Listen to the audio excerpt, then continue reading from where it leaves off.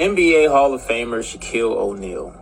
Recently, Shaquille was in Staten Island, New York, and as he was driving around Staten Island, he had to use the restroom. They stopped. The first place they could find was this local bridal shop. So he goes into the bridal shop, uses the restroom. When he comes out, people start to recognize him, speak to him. He takes a few photos, normal celebrity stuff.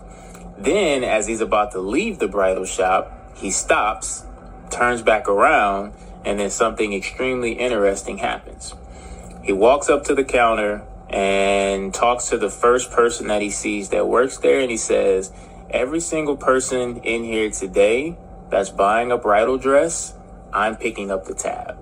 And that's exactly what he does. He pays for everyone's dress that was in the bridal shop that day.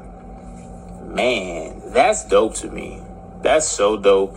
And I hear stories all the time about Shaq being generous and kind and giving. And I always say that's the best part of having money, to be able to do stuff like that. So shout out to Shaq.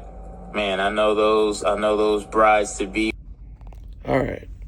Let me ask you something, my friends, right? Gentlemen, I just want to know if I'm getting ahead of myself, right? Just imagine you and your wife now sitting in front of the TV watching a podcast with Shaq and O'Neal. And the host would ask, "Hey, Mr. O'Neal, is it true that you purchase a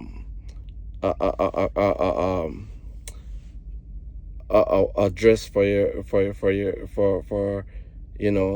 a group of ladies, and you there as a man know that, okay, that dress that you bought, or that dress that your wife have was not paid for by you? How would you feel?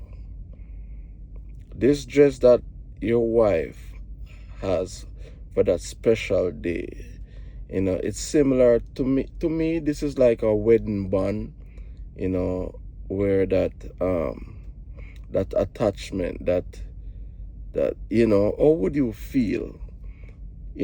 As a man, I wouldn't like to know that, hey, this dress that I'm about to take off, or did take off, was paid for by some other man. I was built different. I don't know. How would you feel? Let me know if I'm wrong. I want to know if I'm getting ahead of myself, but these things are just basic principle, I like